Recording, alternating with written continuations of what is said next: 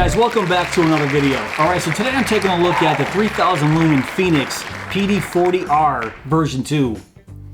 Let's check it out.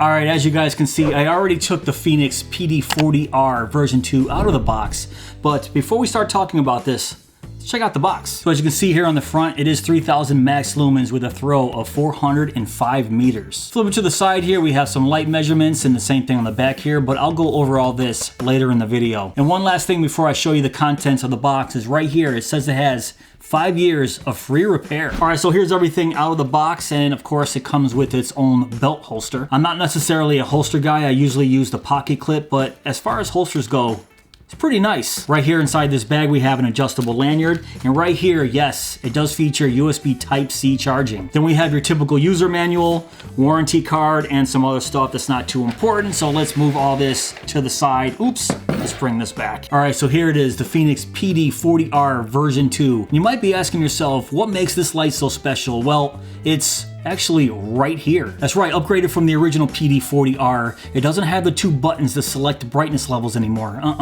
It has this patented mechanical rotary dial. So all you have to do is give it a quick twist to select your brightness level. But I'll be going over my likes and dislikes of this new feature a little later on in this video. So let's go over some quick features of the new PD40R version 2. So the body here is made of 6061 T6 aluminum, and it has this nice glossy hard anodized anti-abrasive finish. So overall, looking at this flashlight, it is beautiful. The build quality after taking it out of the box and holding it in my hands is outstanding. And yes, as I mentioned, it does now feature USB Type-C charging, upgraded from the last version's micro USB. Now right here we have our black pocket clip that is titanium coated. Now it's not exactly a deep carry pocket clip. We got about a ½ inch from the end of that pocket clip to the tail here, but that's not too terrible. At least it's a lens down pocket clip. Now if I give you guys a close-up of this barrel here, we have these milled lines that go from the top to bottom here, and then we have these grooves to help give you a nice grip while holding it. Then you can see right here at the tail cap we have our lanyard attachment. You can have 2 holes here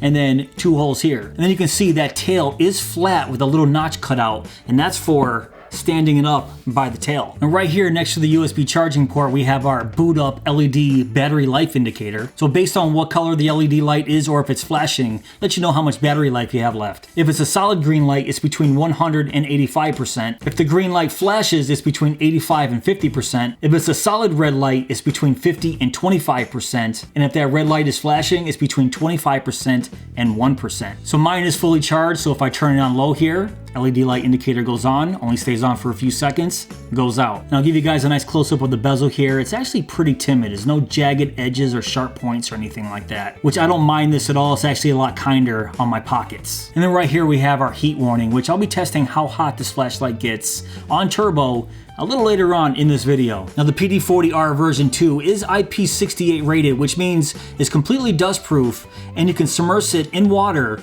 up to 2 meters. And it's also impact resistant up to 1 meter. Alright, so now let's check out the batteries. So Fenix put the threads right dead center of this version. So let's open it up from there, put the head down. And yes, this is a 21700 5000 milliamp 3.6 volt battery. All right, so now all that's out of the way, let's talk dimensions. So the Fenix PD40R version 2 has a length of 5.4 inches and has a body diameter of 1 inch. And the diameter of the head is 1.3 inches. And they say it weighs 4.1 ounces excluding the battery, so let's test it with the battery. All right, now let's weigh this bad boy with the battery in it because that's how we're all going to carry it. Weighs 6.7 ounces, and in grams, that's 190 grams. And even though I appreciate them giving us the weight without the battery, I kind of wish they start giving us the weight with the battery because that's how we're all gonna carry it. All right, so now let's go over the output levels and runtime. So it has 4 lighting levels plus strobe for a total of 5 modes. Low mode is 30 lumens, and that gives you a runtime of 88 hours and 10 minutes, with a max throw of 45 meters. Medium is 350 lumens with a max runtime of 8 hours and 30 minutes, with a max throw of 137 meters. High is 1000 lumens, that gives you a runtime of 3 hours and 10 minutes with a throw of 230 meters. And when we get to turbo, that's where we get our 3000 lumens, and that has a runtime of 2 hours and 40 minutes with a max throw of 405 meters. It also has an intensity of 40,567 candela, so I can't wait to take this out to my backyard and show you how this bad boy kicks out. Alright, so let's move on to the PD40R version 2's most distinctive feature, and that's the mechanical rotary switch dial here. So you can see right there the power symbol, that means it's off, and then we have our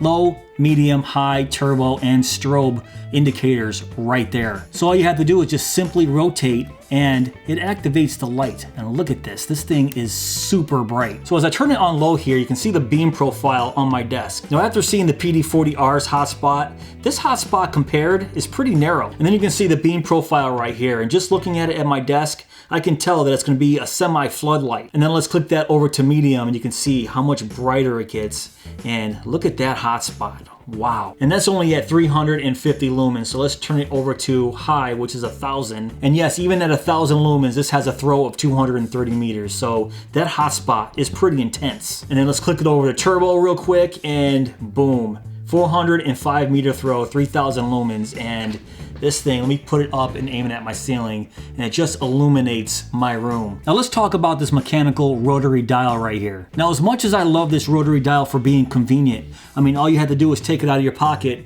give it a few clicks to the right, and you're right there in whatever mode you want. But yes, as convenient as it is, I still wish it had a tail cap button right here. And I'll tell you why. Because we have this rotary dial here, there's basically no memory function. And for a good reason, you don't need a memory function because this activates the lighting levels. But say for example, I want to instantly access strobe or instantly access high. I could basically take this rotary dial, switch it to strobe, switch it to high, and now I have it there for when I take it out of my pocket and just click the button. So basically this rotary dial would act as a mechanical memory. So even though I love the idea of having this rotary dial here, I think it'd be a perfect light for me if they added a tail switch here. And let's talk about how you hold this light. So you hold it like this with your hands, and look, my forefinger and my thumb are in a perfect position to activate that light. So I absolutely love the placement of this rotary dial here. But if you're somebody that likes to hold their light like this while shining it, this light isn't for you. So even though you can take this out of your pocket,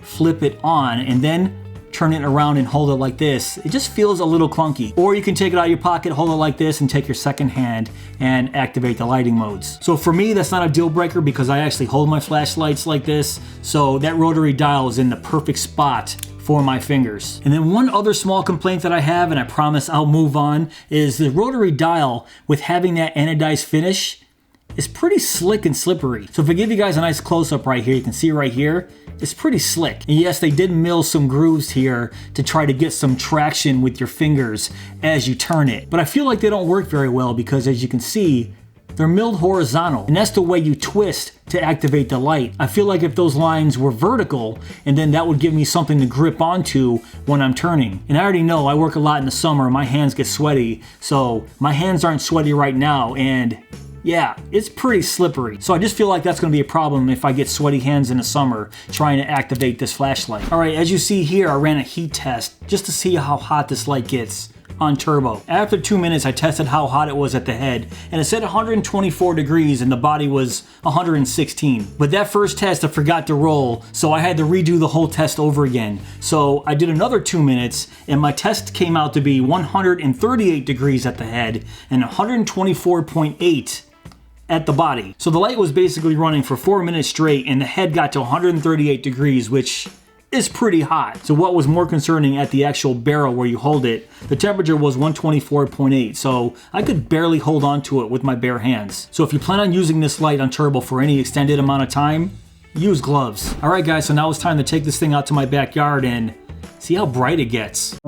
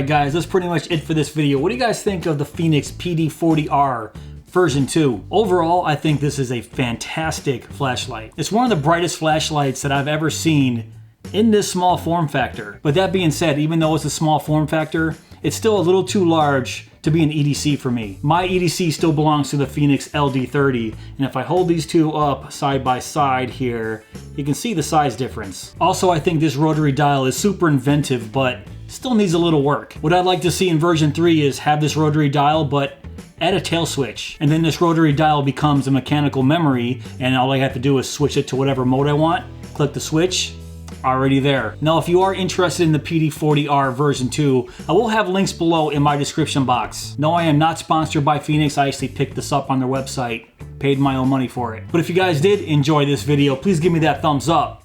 Please subscribe, and go!